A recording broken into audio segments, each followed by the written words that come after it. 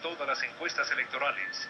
Es común denominador encontrar que el enemigo político más grande que tienen las elecciones al Congreso y a la presidencia de este país es el voto en blanco. Según La Silla Vacía, que hizo un electrocardiograma de todas las encuestas, el 27% de los sufragantes de las elecciones presidenciales darán su voto en blanco, superando el porcentaje que tiene Juan Manuel Santos, el candidato con mayor opción. Este crecimiento del voto en blanco, según varios analistas, podría afectar las elecciones legislativas como nunca antes, y el primer efecto sería el de consolidar las maquinarias electorales, que se afianzan más en la corrupción y en la compraventa de votos, debilitando a los candidatos de opinión. No obstante, este voto es también un instrumento constitucional para que los ciudadanos puedan protestar cuando no se ven representados en sus políticos. ¿Cuáles son las razones por las que está creciendo el voto en blanco? Muy buenas noches y bienvenidos a Semana en Vivo. Esta campaña que avanza ha sorprendido por el número tan alto de voto en blanco. Se ha planteado muchísimas teorías alrededor de por qué el voto en blanco crece y esperamos que algunas de esas respuestas se puedan dilucidar en este programa. Para tocar este tema que está afectando y que va a afectar definitivamente las elecciones no solo legislativas sino las presidenciales, hemos invitado a estas personas para este debate aquí en Semana. Nuestros invitados son Guillermo Rivera, candidato a la Cámara por Putumayo del Partido Liberal; Carlos Lozano, candidato al Senado de la Alianza Verde; Alfonso Prada, representante a la Cámara por Bogotá en la Alianza Verde; Iván Duque, candidato al Senado del Centro Democrático. Volvemos aquí en Semana en Vivo. Yo quería comenzar planteando el tema así, como dicen, a calzón quitado, ¿suena mal? Sí. No, está bien. Muy coloquial, muy coloquial. Fue que me salió así como... Muy espontáneo. Muy espontáneo. Muy a calzón quitado. No, es porque muchas veces pregunto yo por qué sale este voto en blanco así tan alto, y la respuesta que me dan casi todos los políticos que están en este momento en las listas es: hombre, no le pare bolas, la mayoría de las personas no van a votar en blanco. Eso lo que significa es que va a haber una gran abstención en estas elecciones. Guillermo Rivera. Bueno, no, yo no comparto ese análisis de esa manera. Primero porque en esta elección se percibe una gran inconformidad. Yo he sido representante de la Cámara en 3 ocasiones y valga la oportunidad para una cuña, porque en la presentación dijeron que yo era candidato a la Cámara y soy candidato al Senado. Es que hubo un error ahí. Tiene razón. Es la manera como estoy registrado. Candidato al Senado. Es más, cada uno va a decir ¿sí? quién es. La corrección. Pero decía que no comparto esa apreciación porque después de enfrentar 3 elecciones, nunca como ahora había percibido tanto inconformismo, tanta frustración de la gente. Y creo que eso además se está reflejando en las encuestas. O sea, esa opinión tan favorable al voto en blanco, lo que está reflejando es una gran inconformidad, una gran frustración de los ciudadanos con la clase política. Y ojalá que eso no se refleje en más abstención. Yo esperaría que quienes están promoviendo el voto en blanco y que quienes están pensando votar en blanco examinen las listas, porque en las listas hay gente buena, hay gente muy buena, y el voto en blanco solamente favorece a la clientela, porque es que la clientela o los caciques clientelistas lo que hacen es llevar su clientela a votar, comprar el voto, y esos no van a votar en blanco. En cambio, la gente que vota en blanco es la que podría terminar apoyando candidatos de opinión. Entonces vamos a quedar con un Congreso peor que el que hay ahora, y entonces el voto en blanco no tendría ningún efecto renovador en la política colombiana. Carlos Lozano. Bueno, yo creo que el voto en blanco todavía eso se puede modificar en los últimos días. Sin embargo, estoy de acuerdo con lo que dice Guillermo. Me parece que es el reflejo de una enorme inconformidad con la corrupción, con el clientelismo, con las gabelas desde el poder, la famosa mermelada que ahora se ha puesto tan de moda.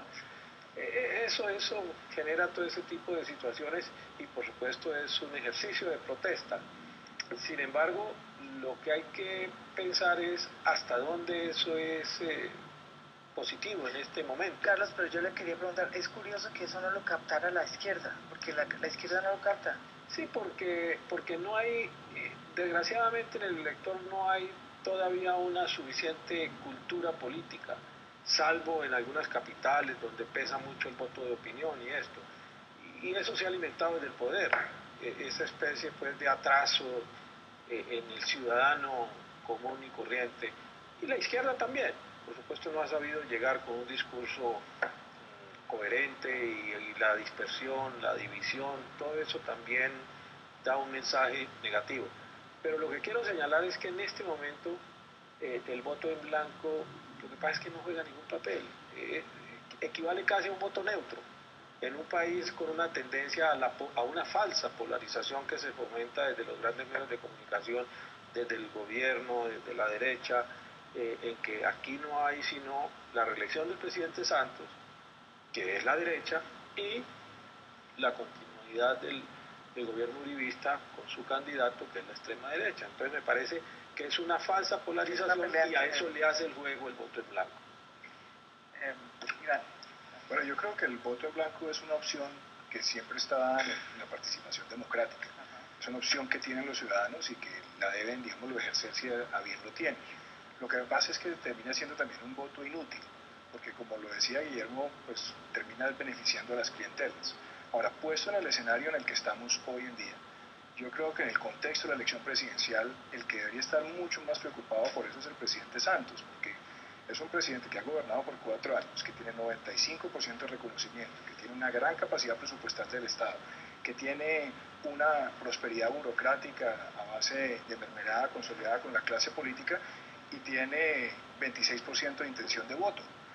El candidato, por ejemplo, del Centro Democrático, Oscar Iván Zuluaga, todavía tiene un 47% de reconocimiento por capitalizar y eso puede ser una opción para atraer ese voto en blanco. Igual eso lo que demuestra es que quien tiene hoy el poder está generando un inmenso rechazo y esa puede ser una gran oportunidad para los nuevos partidos y las nuevas opciones democráticas. No, optimista es Oscar Iván subiendo hasta allá. Sí. Pues estamos trabajando para eso. Conformismo, bueno, está bien. A ver, doctor Prada. Lo primero es que la campaña ha estado medianamente aburrida y yo creo que el voto en blanco de hecho ha sido uno de los factores que le ha puesto algún grado de animación porque nos pone a hablar del tema. Y porque claro, no nos tocaría poder hablar de qué. El voto en blanco es, yo creo que es un objetivo de quienes son candidatos todos, precisamente. Yo creo que los partidos tienen sus estructuras organizativas, sus partidos tienen su ideología, pero hay mucha gente que no le está creyendo a los partidos, hay mucha gente que no le está creyendo a los candidatos, y como los candidatos están ahí, y vamos a ir a unas elecciones en 12 días a partir de hoy, las de Congreso y 2 meses después las de presidente, es evidente que nos pone a todos en función de dirigirnos a ese segmento de población. ¿Quién es ese segmento de población? Creo que todos coincidieron en lo mismo. Es un segmento apático, incrédulo, un segmento que quisiera... Porque ¿No será porque los partidos no están escuchando? No, claro, aquí nosotros no están oyendo lo que está diciendo la gente. Y además no tenemos unos partidos realmente estructurados, digamos, con todo respeto, digamos, el tema del Centro Democrático se acaba de armar hace tan solo unos pocos días. ¿Cuál es la ruta exactamente del Centro Democrático? ¿Es solamente Uribe? ¿Uribe es un proyecto en sí mismo? ¿Es una institución? ¿Qué es? Ahí hay mucha confusión. La Alianza Verde se acaba de armar. A mí me presentaron, voy con la cuña, como representante de la Alianza Verde. Yo no fui elegido por la Alianza Verde, yo no fui elegido por el Partido Comunista, ni por la Unión Patriótica. Es que acá uno... Es que, claro, pero no, digamos, no está mal titulado, no quiero... Usted estaba en el Partido Verde. Y yo no fui ni a la alianza, ni acepté ingresar a esa alianza de izquierda en que se ha convertido en la alianza. Nosotros éramos otra cosa completamente diferente. Yo me quedé en la cosa... ¿Se vuelve al Partido Libre? La confusión, el tema es la confusión que presenta la alianza es enorme. ¿Qué tal un candidato que va a ganar esa consulta que seguramente es Peñalosa y el otro candidato dice yo no respeto el resultado pero compito?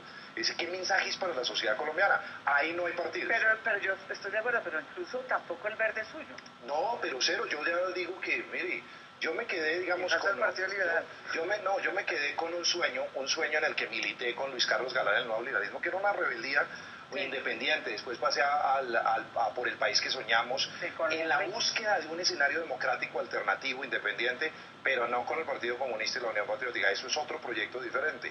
En el liberalismo tiene una tradición, tiene una historia y tiene un costo y una carga histórica política muy fuerte con la cual tiene que cargar.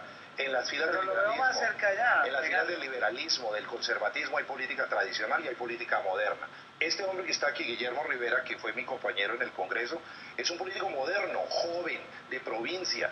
Al lado de él hay unos bacalaos muy complicados con los que él compite. Hay realmente mucha discusión. Más que bacalao. Hay mucha discusión en los partidos y la gente no se interpretaba muy bien ellos. Y gente como yo busca mucho las alternativas nuevas, y dar el paso de ingresar a un partido no es fácil. ¿Y a dónde va mucho usted? Más yo tengo un proyecto concreto. Durante 3 años he apoyado al presidente Santos, básicamente con una bandera fundamental, no solo con ella, pero yo sí soy un convencido de que la paz en Colombia es posible, y creo que la continuidad de ese proyecto que él ha liderado con valentía en medio del conflicto armado, en medio de las críticas, vale la pena apoyarlo. Por eso no estuve de acuerdo con retirarnos de la unidad nacional cuando él encabeza precisamente un proyecto de país mejor que dirija el país al posconflicto. No respondió a la pregunta, pero voy a estar ahí mientras tanto, a ver qué pasa. A ver qué pasa. Una cosa. A ver, yo le quería, usted no quería. Bueno, sí, un breve comentario también. Breve comentario, si le digo que no quería estar con usted. Y eso está bien, cada quien define su... Él no votó por mí ni estuvo conmigo en el verde. A mí no me aterra... Pero eso está bien. A nosotros no nos aterra estar con los verdes y progresistas, porque tenemos un criterio plural de la política, de la democracia y de una necesaria convergencia de fuerzas para justamente ayudar a la paz. Nosotros hay una convergencia, ¿no? Hemos entrado a la alianza a ser parte de esta coalición con la Alianza Verde en lo fundamental por el proceso de paz, porque es la esencia del acuerdo político que hicimos. No es un simple acuerdo electoral para estar en una lista. La lista de suyos se llama la lista por la paz, y ese es el propósito, y con un concepto distinto al del gobierno, por supuesto. Primero, porque no creemos que el proceso de paz, sobre el proceso de paz tenga que cabalgar la reelección, y segundo, porque vamos más allá. La paz depende de los cambios, de la apertura hacia la democracia, hacia la justicia social. Si no, esa paz es inviable, que es lo que no estamos viendo en la política del gobierno, y eso es lo que tiene tambaleando el proceso, y agregado a las concesiones que se le hacen a los enemigos de la paz. Pero ¿cómo va a ser la izquierda? Estoy de acuerdo, pero lo que dice el doctor Prada es también cierto. O sea, lo que pasa en los verdes o la Alianza Verde, que ahora está usted, nadie lo entiende. Además, para explicárselos va a ser más difícil. Yo no, la Unión Patriótica y el Partido Comunista. Pero está usted... Yo soy la persona que colocaron allí. Es correcto. Usted no, bueno, la persona que colocaron... Es un acuerdo político. Exacto. Pero para hacer política y poder llegar al poder y tener confluencias con incluso el gobierno, hay que tener un aparato político. ¿Cómo se va a consolidar un aparato político cuando nadie se pone de acuerdo? Eso es lo que estoy diciendo. No, es que allí nos hemos puesto de acuerdo. ¿Sí? Pero aquí estuvo Navarro el año pasado, la semana pasada dijo que no iba a hacer nada. Acuérdate que cuando estuvimos con Sanguino aquí mismo y ya estábamos conversando, Sanguino hizo el loco y dijo, no, yo no sé del acuerdo, y le dije, pues hombre, estamos conversando, hemos hablado, nosotros no hablamos clandestinamente, nosotros hablamos de frente porque no nos da vergüenza, y hemos estado trabajando por conformar un frente amplio por la paz, y desgraciadamente no pudo ser más amplio. Nosotros queríamos al polo allí, queríamos a otros sectores de la izquierda. Ahí en la Alianza Verde Progresistas con la UP y el Partido Comunista hay otros sectores, están las dignidades, por ejemplo, de Pachón, están militares en retiros como el mayor Cadena. No me dijo eso. Ellos están ahí. No, dignidades de Pachón no. De Pachón tiene un representante en la lista, y los transportadores también. Todos los que participaron, salvo la Marcha Patriótica, todos los que participaron en el paro agrario y popular están ahí representados. Todos. Entonces, eso es lo que es un paso adelante que hemos dado en función de la unidad, y trabajando hacia un candidato único alternativo hacia la presidencia, que no será Peñalosa. Hasta ahí llegó la clase. Sí, pero es que Peñalosa no cabe en ese acuerdo, porque Eso que no está, no hemos- así como usted no estuvo de acuerdo con ellos, Peñalosa claro, tampoco. y está en el partido, y está en una consulta popular pero que nos no, cuesta a los colombianos pero es que- 40.000 millones de Pero es pesos. que nosotros no La somos el relación. Partido Verde Progresista, nosotros somos Unión Patriótica, Partido Comunista, y tenemos una candidata que se llama Aida Abella. Ahora sí entiendo más el voto en blanco. No, el voto en blanco valdría la pena si fuera, por ejemplo, el célebre texto de Saramago, si fuera ese el voto en blanco que puede deslegitimar unas elecciones, porque el voto en blanco es superior y es la capacidad del ciudadano para repudiar la política, Lo que sería podría distinto. ocurrir en una elección uninominal, no en la de Eso no, Congreso. eso no. Volvemos después de esta No es el pausa a seguir debatiendo, y eso que no hemos hablado del Partido Liberal y Germán Vargas. Ya volvemos.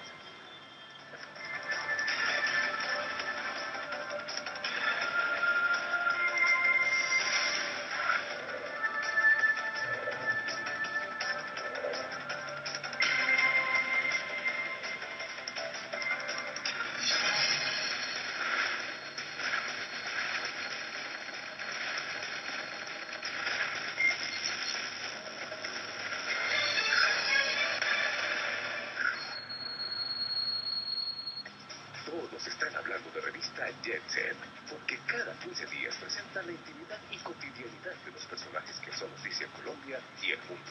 Lea Jet Set, la revista de la que todo el mundo está hablando. David, bombao, el ángel de la calle está presente. Gracias al ángel de la calle que estuvo siempre ahí cuando hemos lo necesitado, porque siempre estuvo como un ángel. Dios los bendiga a todos. Muchísimas gracias por toda la colaboración que me ha dado aquí en la fundación. Y el amor al prójimo es de ayudar a las personas que lo necesitan.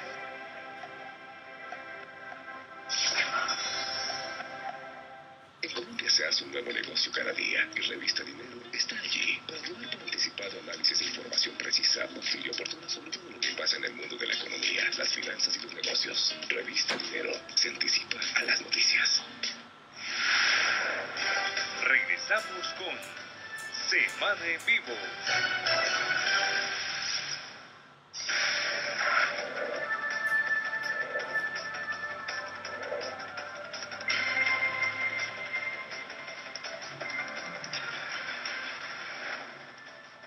Volvemos aquí a Semana en Vivo, estamos hablando sobre este ambiente electoral, las ideas, el voto en blanco, y hemos descubierto que pues, el voto en blanco es un tema, como decía el doctor Prada, un tema que nos ha permitido plantearle a esta campaña cierto colorido, porque no ha tenido mucho colorido. Yo quería que cada uno, o sea, planteara, hay un tema muy complicado que es la división de los partidos, y sin partidos pues poco se puede hacer.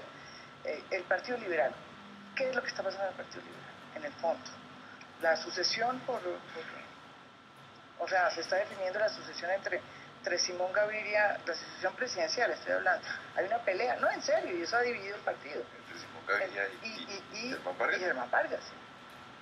Bueno, pues... ¿O no? Eso no ayuda Pues yo lamento que el Partido Liberal en esta elección no le hubiese apostado más a la renovación y no, como decía Alfonso, pues hubiese también apelado a muchos bacalaos, porque es que habría sido muy interesante competir con el Centro Democrático, cuya cabeza es el expresidente Uribe, competir con el Partido Conservador con Gerlain a la cabeza y nosotros siendo la renovación, pero pues no lo pudimos ser. Carlos Fernando Galán muy hábilmente montó una cuña en la que mostraba las dos cabezas de lista, tanto la conservadora como la liberal, como parte del pasado, y él pues emerge como el candidato del futuro. El Partido Liberal ha hecho en los últimos 4 años cosas muy interesantes por el país, pero creo que no las hemos capitalizado lo suficiente, porque quienes fuimos el símbolo de esas propuestas y de esos logros, pues estamos detrás de gente que representa más el pasado que el futuro. Y digamos que en mi caso particular soy víctima de eso. Y a mí también me duele que estemos hablando aquí de la sucesión presidencial, como si desde ahora pues tuviese que tenerse el escriturado a alguien la candidatura presidencial del año 2018.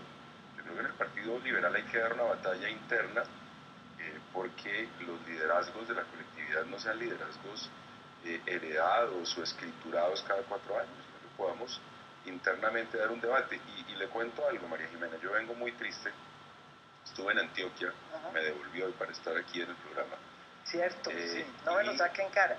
Sí, es cierto, es cierto. No, yo lo hago encantado y lo volvería a hacer cuando llegue el senador, pero mire lo que pasa en Antioquia. Una persona como Aníbal Gaviria, que debería ser también un emblema de renovación, una figura que ya fue precandidato presidencial, fue la fórmula vicepresidencial de Rafael Pardo. Lo único que uno oye en Medellín es que su alcaldía está entregada a promover la campaña al Senado de su hermana. Es decir, como esas familias de la costa que se heredan, y el uno es alcalde, el otro es senador, el otro es representante, que hablan muy mal de nuestra democracia. Y ese tipo de cosas, digamos, en la segunda ciudad más importante del país, en una de las entidades territoriales más importantes del país, es realmente muy triste. Creo que el Partido Liberal, pues en eso, no ha trazado una línea que permita decir, este es el partido del pasado y este es el partido del futuro, el partido moderno.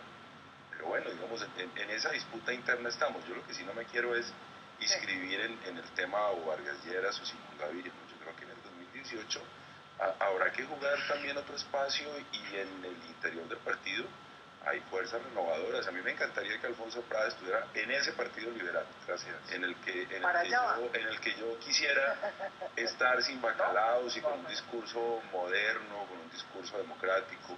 Ojalá, eso suena interesante, pero difícil de alcanzar. Difícil, pero no imposible. Yo quería preguntarles qué es o cuál es el impacto que ve usted, que se ha metido tanto también en el tema de la paz, y los que quieran meter la cuchara además pueden hacerlo rápido, con la decisión del presidente Santos de poner a Germán Vargas como su vicepresidente. Pues yo creo después de lo que le pasó y todo. Yo creo que es un mal mensaje sobre el tema de paz. Por supuesto que el presidente Santos tiene todo el derecho a decidir quién es su candidato o su candidata a la vicepresidencia, en este caso un candidato, y ese es su derecho, pero si él es coherente con su principal línea, que es la de la paz, y así lo ha colocado en su campaña reeleccionista, pues me parece que no encaja mucho la figura de Germán Vargas Lleras. En el acto de aceptación de la candidatura a la vicepresidencia, Vargas Lleras se dedicó más a hablar de sus viviendas y de su obra social, que no sé si será tan importante como la que él dice, pero de todas maneras la obra social es importante, por supuesto, y está bien que la plantee, pero no se refirió a lo que se refirió, pero pasadito así. Y no es al contrario, con esta decisión del presidente Santos cooptó a Vargas para la paz. Pasadito, yo no creo tanto, no creo que esté cooptado para la paz. Entonces no es un mensaje claro, pero bueno, ese no es el asunto es que el tema de la paz ya se ha posicionado en la campaña electoral, y es el principal factor, el elemento, porque está asociado a la democracia, a la justicia social, a cambios, y ese va a ser la dinámica de la campaña. Yo creo que el presidente Santos es libre de escoger a quien él quiera para que lo acompañe en el proceso de candidatura, pero sí hay unas señales ahí difíciles, no solamente la señal de escoger a Germán Vargas, sino también es la forma como salió el vicepresidente Garzón, que es un vicepresidente que primero les olió a feo desde el primer día, porque él dijeron que iba a ser vicepresidente en las regiones, y cuando iba a las regiones lo sacaban de las regiones. Después dijeron que iba a trabajar por la paz, cuando empezó a pelear de la paz lo sacaron de allá. Después lo buscaron puesto en la OIT, no lo alcanzó y lo marginaron. Después tuvo una recaída, una enfermedad difícil y lo intentaron sacar. Entonces uno ve que hoy el presidente anuncia una nueva presidencia y dice que quiere una presidencia más activa, cuando desde el gobierno se quiso una vicepresidencia inactiva. Y por el lado de lo de Germán Vargas, pues tiene señales, tiene una señal también difícil para un país desde las regiones, que quiere ver mucha más participación. Esto es un país cada vez más descentralizado, con más espíritu de participación regional. Entonces, Bogotá con Bogotá, dos familias que tienen precedentes presidenciales, y adicionalmente Germán Vargas va a tener que ser víctima de sus contradicciones también, porque quien denunció en su momento en el Congreso todos los atropellos de las FARC en el Caguán fue él. Quien denunció la complicidad del régimen de Venezuela con las FARC en su momento fue él en el Congreso, y ahora tiene que salir a validar esos dos procesos. Eso va a ser difícil. al vicepresidente no lo pueden echar. Y Germán Vargas quiere tener una presidencia muy activa y por el otro hay una presidencia que no quiere tener un vicepresidente que lo pague. Entonces creo que eso va a ser un elemento muy complicado. Y sí creo que va a ser una gran oportunidad para las otras fórmulas vicepresidenciales. Creo que hay unos mensajes que van a venir del lado nuestro, esperamos dar una gran señal de participación regional. No les voy a decir quién, pero sí les voy a decir y les anticipo que va a representar la Colombia de la región, la Colombia que quiere una transformación, que quiere tener una participación más activa y que va a reivindicar temas que este gobierno ha dejado, digamos, lo marginado. Uno de ellos es el caso de la educación, que no hizo parte de las 5 locomotoras. Cecilia Vélez. Ahí le dejo la duda a María Jiménez. Yo creo que es mucho mejor ser rectora de la universidad que meterse a la vicepresidencia. No creas, además respeto mucho a Oscar Iván. Lo que no le veo es mucho ese potencial de crecimiento optimista que le ve Iván, pero respeto mucho a Oscar Iván. Pero sí, en cambio, me separo enormemente de la visión que han planteado en relación con la selección de Germán Vargas como candidato a la vicepresidencia. Porque yo sí creo, como decía Guillermo ahí en una pequeña interpelación, es un legitimador enorme de la política de paz, porque le da tranquilidad a mucho sector del país que es incrédulo en el proceso. Germán ha sido un hombre prudente, sí podríamos decir incluso distante en el tema de la paz, opina bastante poco, pero se vino con una entrevista ayer mismo, en donde dijo literalmente: soy escéptico de las FARC, me atentaron contra mi vida, intentaron matarme las FARC, y por eso soy bastante escéptico, pero confío en el liderazgo y en la intención del presidente de llevar a que se desmovilicen las FARC y a que haga dejación de armas. Ese país del posconflicto es un país que seduce también a Germán. ¿Qué es un vicepresidente? Es que también tenemos que entender muy bien qué es un vicepresidente. ¿Para qué se escoge un vicepresidente hoy en Colombia? Pues para dos cosas. Yo no sé. No, para dos cosas. La primera es una vocación de reemplazo en caso de una ausencia del presidente por muerte, por enfermedad grave, etcétera, por renuncia o por destitución. Lo reemplaza temporalmente o lo reemplaza definitivamente. Ojalá eso no pase y está bien que eso lo deseemos los colombianos, que no pase. Lo segundo es que acepta o debe cumplir los encargos que le haga el presidente. En este caso, si alguien tiene talla presidencial en consideración de los colombianos en las encuestas, es precisamente Germán Vargas. Y segundo, que acepte encargos, lo dijo el presidente, una vicepresidencia con funciones de ejecución, de coordinación de gabinete. ¿Quién mejor que Germán para complementar? Además, es un hombre que viene a ser en el gobierno de Santos ministro del Interior, de Justicia y de Vivienda, y ha aprobado en los 3 ministerios que es capaz, que es muy capaz. Ahí me llama la atención eso, lo que dice Alfonso, porque están vendiendo una vicepresidencia ejecutiva, ¿no? Entonces eso es casi que una copresidencia, porque además le quieren dar supervisión directa sobre algunos ministerios. Pero yo creo que la parte más difícil es que le va a tocar a él también defender políticas que él promovió a la carrera con fines políticos. Por ejemplo, el tema de las viviendas. ¿Qué está pasando con las viviendas? Mucho acelere por entregar casas. Y las casas, y ya lo ha mostrado el ministro, están viniendo sin una solución integral. Lo mismo que pasó en Brasil con el programa Mía Casa de Lula, que empezó a moverlo con mucha velocidad, y esos barrios terminaron creando viviendas de interés social, pero no les dan solución de educación, solución de salud, acceso a movilidad y vías, digámoslo, de ubicarse en un ambiente de comunidad. Eso va a terminar creando guetos, y esos guetos van a terminar generando mucha más inequidad si no tiene una solución integral. Y el otro tema es que la reforma a la justicia también fracasó, o sea, él fue el arquitecto de la reforma a la justicia que él fracasó, que se presentó en el gobierno y se cayó, y él fue quien la lideró. No, entonces creo que esas son dos cosas que él tendrá que responder como candidato a la vicepresidencia. No, lo de la reforma a la justicia no es cierto, y aquí está Alfonso, y los dos fuimos testigos de excepción de lo que ocurrió ahí. Germán Vargas, como ministro del Interior, presentó un primer texto que no tenía nada que ver con el último texto, que fue el de los escándalos.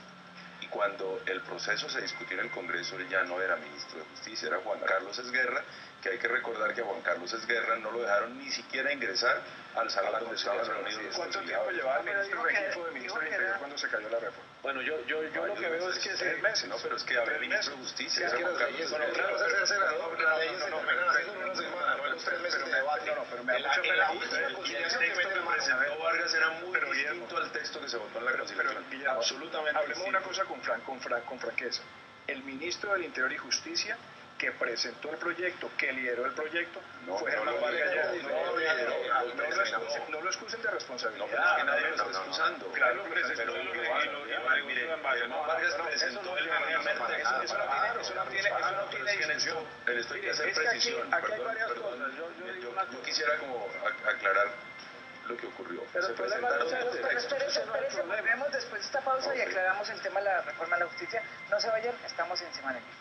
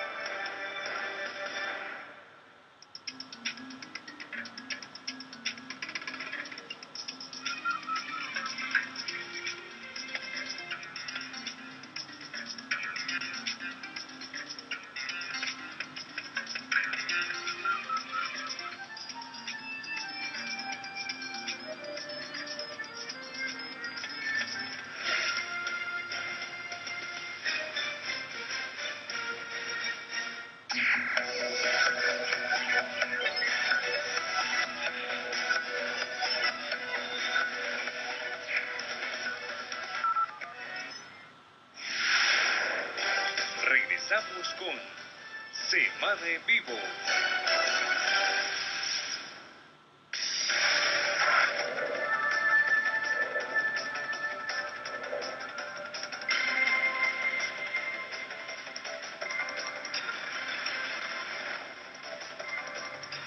Volvemos aquí en Semana en Vivo, estamos discutiendo sobre los pros y contras del nombramiento de Germán Vargas como vicepresidente de Juan Manuel Santos. Estaban hablando ustedes sobre la defensa, o sea, estaban diciendo que realmente uno de los pros de los contras que tiene hacer una cronología de lo que ocurrió. Perdón, a ver. No, es que a mí me parece que, porque es que ayer se lo escuchaba Juan Carlos Vélez, es el mismo relato que hoy nos estaban echando Iván aquí, responsabilizando a Germán Vargas de la reforma a la justicia. Estuve ayer en otro panel. Y sucedió de esta manera. Germán Vargas era el ministro del Interior, presentó el primer texto y el Consejo de Estado presentó otro texto. Se fusionaron los dos textos y empezó la primera vuelta, porque recordemos que era una reforma constitucional y eso se demoró un año discutiendo. O sea, eso no fue una cosa de unos meses. Germán Vargas no estuvo liderando ni siquiera el primer debate de la primera vuelta, porque ya estaba es guerra. O sea, Vargas solamente presentó el texto. Y entre el texto que presentó Vargas y el texto de la conciliación, que fue el del escándalo, la diferencia es enorme. Luego me parece a mí, y con esto yo no estoy de defensor de oficio de Germán Vargas, es que me parece que están buscando la de Germán Vargas una cantidad de lunares en donde no los tiene, y el de la reforma a la justicia no es un lunar de él. Claro, el gobierno tuvo que asumir una responsabilidad, pero él no estuvo al frente de esa discusión. Yo no recuerdo, Alfonso me desmentirá si me equivoco, yo no recuerdo a Germán Vargas participar de lo que yo creo que el punto ahí, para darle el espacio también para que Carlos hable sobre el tema, es este. Germán Vargas fue designado ministro del Interior y Justicia, y su bandera, su compromiso con Colombia, su compromiso con el presidente fue sacar adelante la reforma de la justicia. Álvaro Uribe fue luchar contra la corrupción cuando fue elegido la primera vez. Y el resultado no salió. Y el resultado no solamente no salió, sino que lo dejó a medias. Entonces, ese es el argumento. Ahora, me gustaría también escuchar qué opinión tiene Carlos sobre este tema. Sobre este tema me parece que es muy anecdótico ya. Eso de saber si lo hizo, no lo hizo, cuál fue la cronología.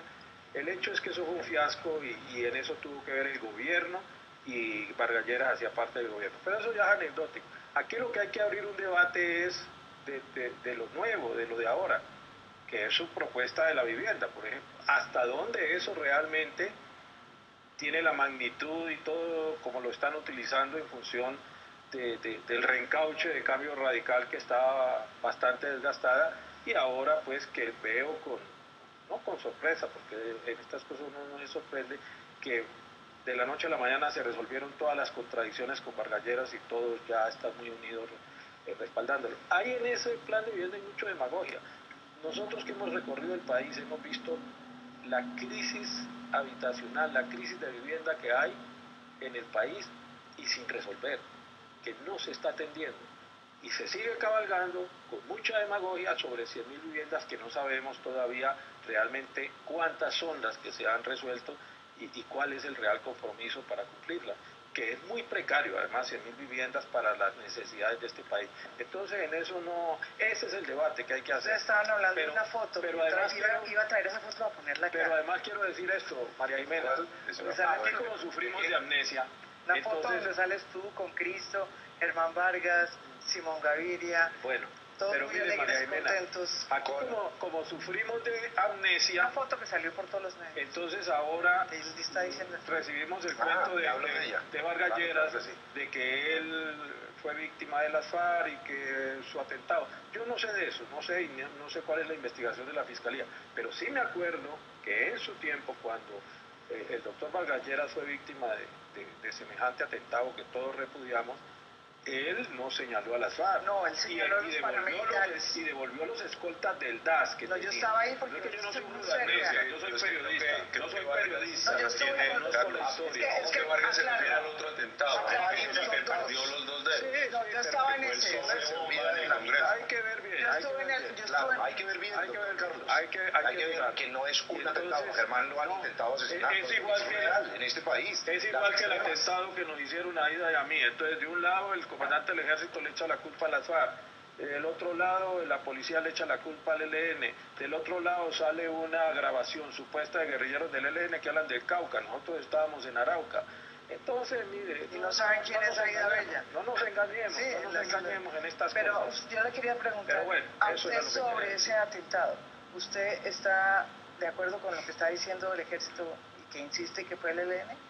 No. Ofreciendo estas grabaciones. Yo estoy de acuerdo con lo que dijo Aida Bella. Esto es obra de los enemigos de la paz, de los enemigos de la salida política que están dentro y fuera del gobierno, porque el gobierno no es coherente en su política de paz y acepta que al interior del gobierno haya quienes conspiran contra la paz, quienes chuzan al presidente mismo, quienes hacen la operación Andrómeda, un ministro que es el responsable político de todas estas cosas y está súper atornillado en su cargo. Entonces, esos son los enemigos de la paz. Yo no estoy diciendo que el ministro haya dado la orden, pero sí con sus mensajes, con sus declaraciones, con sus señalamientos irresponsables, tiene que ver con todo esto. Entonces esto es un problema de voluntad política. El gobierno ahora nos quiere decir que nos resuelve todo poniéndonos más escoltas. Bueno, yo no soy desagradecido y tengo una protección en ese sentido que está bien, la reconozco y tal, pero esto es un problema de voluntad política, que es lo que no estamos viendo en el gobierno. Es un problema de voluntad política, Guillermo, Iván, Alfonso. Es lo que está diciendo. Voluntad política frente a qué? O sea, hay un caso que yo sí creo que es importante y es este atentado. Yo creo que no hemos, o sea, el país no le ha dado la importancia yo en eso estoy de acuerdo porque con significa que estamos haciendo un proceso de paz, estamos tratando de abrir este país, tratando de hacer un cambio. Y la gran pregunta es si las personas que quieren hacer política de manera distinta, que no están de acuerdo ideológicamente con la unidad nacional, pueden hacerlo. No, yo estoy de acuerdo con Carlos en eso. El punto, por ejemplo, es lo que ocurrió este fin de semana no puede volver a ocurrir en este país. Nosotros tenemos que estar todas las fuerzas políticas de este país siendo solidarios con la candidata de la Unión Patriótica, con las personas que fueron víctimas, y lo cierto es que aquí también había una larga persecución política también en los otros partidos. Yo recuerdo que el Partido Liberal hace unos años publicó un libro que se llamaba El precio de ser liberal. Más de 400 concejales, diputados que fueron asesinados, también dirigentes conservadores, inclusive personas muy cercanas, allegadas al Centro Democrático, como el doctor Fernando Londoño, también tuvo un atentado en Bogotá, donde murieron 5 o 6 personas inocentes. Yo creo que lo responsable en esto es que se haga una investigación rigurosa, porque muchas veces ocurre el hecho y empiezan a haber interpretaciones, que fue el uno, que fue el otro, que una comunicación va, una comunicación viene. Pero hay pues, que llegar pero fíjese que con el atentado de Fernando Londoño sí creo que el país se conmocionó. Sí, pero te digo una cosa, María Jimena, y con razón. Es muy importante que en esto dejemos que las autoridades lleguen rápidamente al fondo de las investigaciones. Si fue el ELN, si fue las FARC o si fue un Abacrim, es importante que eso sepa con claridad y no hacer especulaciones temerarias con eso, porque eso no le conviene a los partidos, no le conviene a la democracia, y lo que sí se necesita es que todas las fuerzas políticas seamos solidarias en rechazar la violencia política en este país. Sí, pero Iván, estando de acuerdo en que hay que rechazarlo y no sintiéndome aludido con tu expresión de la especulación temeraria, lo que sí pienso que hay es una cantidad de enemigos de la paz. Las interpretaciones ilegales, pero es que, las coordenadas, el atentado a Aida Bella. Las FARC mismas son enemigas de la paz. No, es que yo no estoy defendiendo las FARC. Un atentado de las FARC contra Fernando Londoño, el día que se está votando el proyecto de justicia y paz, no, sino el acto legislativo para la paz, es algo terrible, y que merece ser mi condenado. hipótesis va distinto, digamos. Yo no estoy defendiendo a las FARC son una organización armada al margen de la ley y hay que combatirlas, a menos que se llegue a un acuerdo para que se desmovilicen y se reincorporen a la vida civil. Pero al interior de las instituciones a mí me queda claro que hay demasiados enemigos de la paz que están haciendo de las suyas. Pero yo creo que esa investigación debería conducir a establecer quiénes al interior de las instituciones no solamente son enemigos de la paz, porque yo puedo estar en contra del proceso y es legítimo que alguien al interior de las instituciones lo esté, pero lo que sí es ilegal y es ilegítimo es que se utilicen los canales institucionales para sabotear una política de gobierno con interceptaciones ilegales, difundiendo unas coordenadas de una política que tiene que ser reservada. Yo quiero hacer ahí un comentario. Y viene hablando de Aida Bella, que es un emblema, para poner en cintura a esa gente. Yo quiero hacer un comentario breve, y es siguen en el gobierno. Y es así como es de importante ser muy respetuoso en entender las posiciones de los partidos, también hay que ser muy responsables en no tildar a otros partidos de enemigos de la paz. Y ciertamente en el caso nuestro, a nosotros nos han dicho todos los días por todos los medios. Pero yo hablé de las instituciones, yo no lo digo por el comentario pero nos han dicho eso, y yo quiero dejar claro acá en esta mesa que nuestro partido no es un partido enemigo de la paz. Nosotros queremos la paz, pero nosotros estamos defendiendo unos puntos de vista que espero que sean entendidos con claridad. La primera: Colombia desde hace muchos años suscribió el Tratado de Roma y lo hizo con un solo principio, con otros países del mundo, que no quedaran en impunidad criminal. Y aquí no va a haber impunidad. Entonces queremos paz y impunidad. Ahí hay una falacia. ¿Qué quiere decir eso? Volvemos después de esta pausa aquí en Semana en Vivo. No se vayan, que el debate sigue caliente.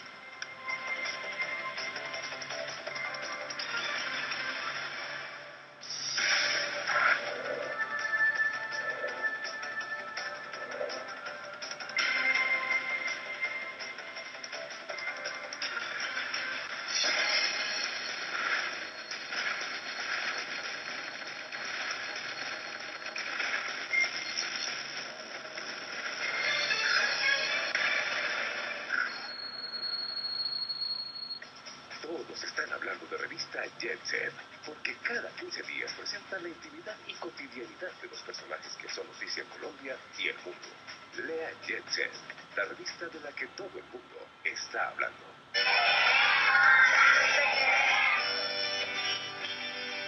Un saludo especial a la gente de la calle. Gracias a la gente de la calle de la Fundación Pacific. Mil gracias por este hermoso programa, este proyecto tan lindo que tienen ustedes, que de verdad son unos ángeles. Un saludo para toda la gente del Ángel de la Calle.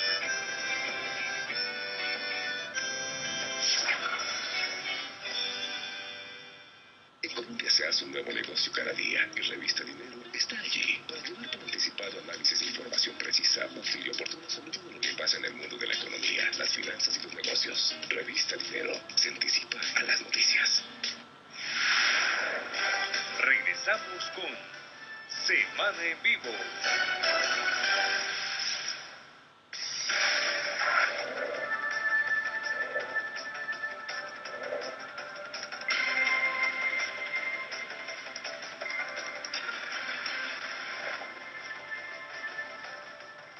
Volvemos aquí a Semana en Vivo. Estábamos hablando sobre cuáles son realmente esas fuerzas oscuras de las que habla el presidente Santos, que se oponen a la paz y que estarían de alguna forma detrás del atentado que sufrió Carlos Lozano y Aida Bella en Arauca, no en Cauca, como dice la comunicación que están sacando por los medios de comunicación y que supuestamente sustenta la tesis de que fue el ELN.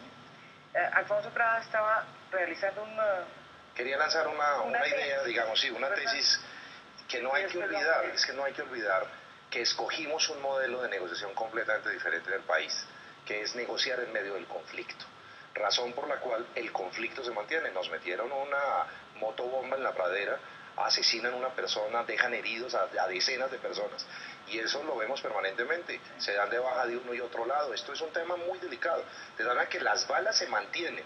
El gran reto que tenemos es precisamente poder reemplazar esas balas por ideas y por argumentos. Ese es el gran reto que tenemos, pero mientras persista, claramente están enfrentados sectores que son enemigos de la guerra desde la derecha y desde la izquierda, que le disparan al proceso de paz porque además han vivido plenamente de la guerra. Yo les voy a volver otra vez a hacer la pregunta. El proceso de paz de Belisario se dañó precisamente por estas cosas, por la manipulación de información que hubo por parte de los militares. Y ese fue uno de los grandes temas que nosotros como periodistas aprendimos a manejar. Hoy estamos recorriendo el mismo trayecto otra pregunta, ¿quiénes son esos enemigos? No me han contestado.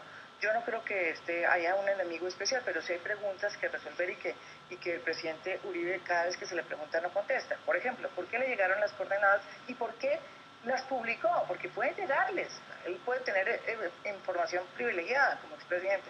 La gran pregunta es ¿por qué las publican?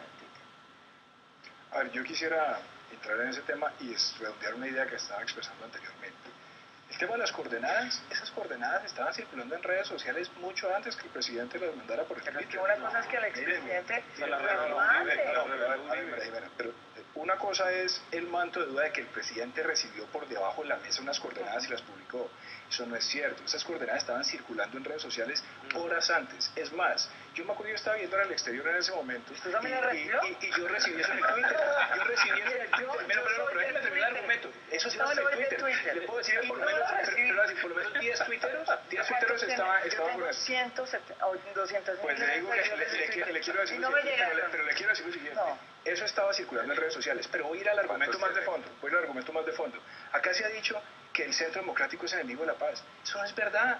El Centro Democrático quiere la paz y legítimamente en una discusión democrática estamos defendiendo argumentos muy válidos acá. El primero es muy claro. A ver, Colombia suscribió el Tratado de Roma para que no hubiera impunidad sobre ciertos crímenes.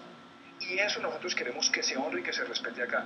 Segundo, nosotros también queremos que vamos a respetar. Pero a ver, Alfonso, yo le he respetado a usted cuando yo creo que no me hablar a mí. Pero déjeme hablar a mí. ¿En qué momento porque hay impunidad? Yo lo escuché a usted. Pero respondan a los colombianos porque las FARC han dicho claramente que no quieren pagar un solo día de cárcel. Los miembros del secretariado han dicho que no quieren pagar un solo día de cárcel. Dicen que no quieren, no van a pagar un momento. Pues ahí hay dos cosas que no se han aclarado al país. La justicia transicional. Nosotros estamos defendiendo varias cosas. Primero, y hay que sancionar a los que desde el establecimiento también han participado. Nosotros estamos defendiendo aquí unos principios que son muy claros. Y yo simplemente los quiero poner sobre la mesa. Hablemos del proceso de paz con las autodefensas de Colombia, con los grupos paramilitares. Hubo 5 elementos que ahí se cumplieron. El primero, la verificación internacional de la Organización de Estados Americanos, la entrega verificada de las armas, que fueron penas privativas de la libertad, y adicionalmente sometimiento a los principios de verdad, justicia y reparación. Ahora quiero decir una cosa, ¿qué pasaría si en este país hubiera llegado el señor Salvatore Mancuso con una propuesta de tierras? Entonces, ¿esa sí cuando viene la FARC, esa sí la validamos? ¿O qué tal hoy lo de las drogas? Un gobierno que acepta que el principal cártel de la droga le proponga al país una propuesta de drogas. Esos 4 que usted puso, no lo estoy diciendo yo. La justicia puso en cuestionamiento. María Jimena, hay un documento, la misión de observación de la OEA, yo creo que basémonos en la observación internacional. Yo quisiera saber, si el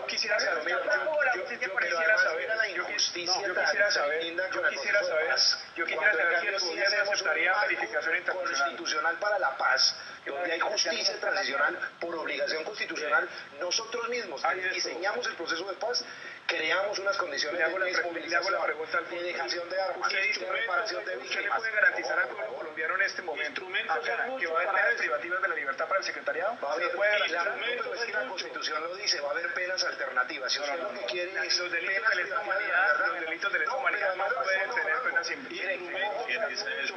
es muy importante que los candidatos al Congreso que están acá sepan que hay un marco constitucional que implica que van a legislar sobre la justicia fiscal. Pero es que hay muchos instrumentos para eso, hay muchos instrumentos, porque es que, ¿por qué se habla solo de las responsabilidades de la guerrilla? Que las debe tener, por supuesto, y tiene que responder por lo que haya hecho. ¿Por qué no hablamos de las responsabilidades de un Estado que ha estado gobernado por gente de carne y hueso? ¿Por qué no una comisión de la verdad? ¿Por qué el temor a eso? ¿Por qué solamente bueno, por eso, porque no la vemos? Una comisión de la verdad, ¿por qué no? Porque no, que establezca eso y que mire las responsabilidades de un Estado que, como te lo decía ayer, no es una mansa paloma de la paz. Yo le hago una pregunta, un Estado violento y un Estado responsable de muchos crímenes, entre ellos del genocidio de la Unión Patriótica. ¿Cuántas de las creo que hizo crisis dialogar en medio de la guerra? Hizo crisis. Llegó el momento, y se lo dijimos al presidente Santos hace unas semanas en la Casa de Nariño, llegó el momento en hablar de treguas, de cese de fuego y de acuerdos humanitarios que le bajen la intensidad al conflicto. Porque es que insistir en esa modalidad que lo ha hecho el gobierno es la vieja idea de que sí es posible aplastar a la guerrilla a través de la vía militar, y eso lesiona el proceso de paz, le resta confianza y altera el proceso de paz. ¿Sabe qué le hace daño a la paz? ¿Sabe qué le hace daño a la paz? ¿Sabe qué es lo que más daño le hace a la paz?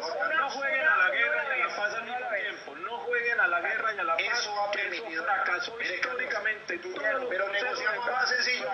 Negociando más no solo el del Caguán, negociamos más sencillo en La Habana que en esta mesa.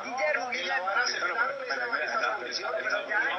Porque hablar que no lo reconozca. No, yo no lo estoy diciendo. Escucha las palabras mías. Llegó el momento. Llegó el momento de eso. Yo no estoy desconociendo, eso lo firmaron ellos allá y la guerrilla lo firmó. Pero yo como ciudadano tengo derecho a opinar y opino eso. Llegó el momento en que debe discutirse, bajarle la intensidad al conflicto. Y va a pedir una moción de orden. Yo lo único que creo en esto, él dice que no ha hablado. Como colombiano y como ciudadano, yo no creo que a este país le convenga relativizar la justicia entre grupos de extrema derecha y grupos de extrema izquierda alzados en armas. Yo creo que el que haya cometido un secuestro, una violación, una masacre, un genocidio, independientemente de donde esté, debe pagar por esos delitos. Pero nosotros no podemos relativizar que a los paramilitares, a un sector, a los cabecillas, se les lleva a la cárcel y además se les extradite, y a los demás le hagamos un tapete rojo para que no, pero no se les extradita. Mire, yo soy víctima, es que eso también es mentira. Eso no es cierto. No, porque es que la mayoría están acá y la mayoría no dijeron ni verdad ni resarcieron a las víctimas. Están en proceso de justicia y paz, y si no cumplen con él, pueden ser excluidos del proceso de justicia y paz. Quedaron acá y no, van a salir libres ahora. Van a salir libres en 5 días, van a salir libres. Mira, yo quiero desvirtuar. Ya quisiéramos que pagaran cárcel algunos de los líderes de la voy a decir, voy a recoger sus anotaciones, Iván, frente a la ley 975, y se las voy a desvirtuar. Primera, la entrega de las armas.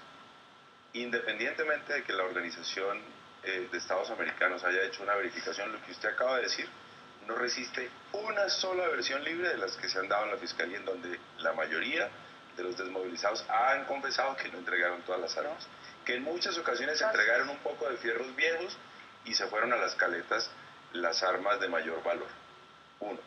2. Solamente hay, si la memoria no me traiciona, 15 sentencias ejecutoriadas en el proceso de justicia y paz. Por lo tanto, es una debilidad del aparato judicial.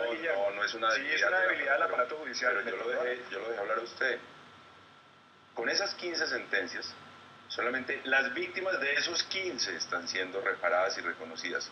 De los miles que faltan, 0 en el proceso de justicia y paz. ¿Y sabe por qué? Porque el modelo que se creó en la ley 975 es un modelo ineficaz desde el punto de vista de justicia transicional. ¿Cuántas van a reparar? Por lo tanto, no hay ni verdad, no hay todavía ni justicia, ni hay reparación. Ahora bien, si usted revisa el acto legislativo para la paz, básicamente, y usted que defiende tanto el Tratado de Roma, la filosofía con que se construyó ese acto legislativo para la paz es justamente la del Tratado de Roma, el modelo que tiene la Corte Penal Internacional para investigar los crímenes de lesa humanidad, que es a través de contexto, que es en grupo, para hacerlo más expedito y garantizar la máxima satisfacción de los derechos de las víctimas. Lo que pasa es que ustedes en el Centro Democrático... Pero una pregunta, Guillermo. Déjeme, yo termino. Dígale al pueblo colombiano, si ustedes en la Unidad Nacional van a defender que haya pena privativa de la libertad. Debe terminar. Porque es que eso no es diga sí o no, sino explica el contexto y lo voy a explicar. Y defiéndanlo como Unidad Nacional. Es que yo lo he defendido siempre. Mire, se lo voy a decir. La justicia transicional significa máxima satisfacción de los derechos de las víctimas. Y si usted realiza una investigación de contexto grupal, como la hace la Corte Penal Internacional, lo que está garantizando son los derechos de las víctimas y no los deseos de ciertos sectores de la sociedad de convertir a la justicia en venganza.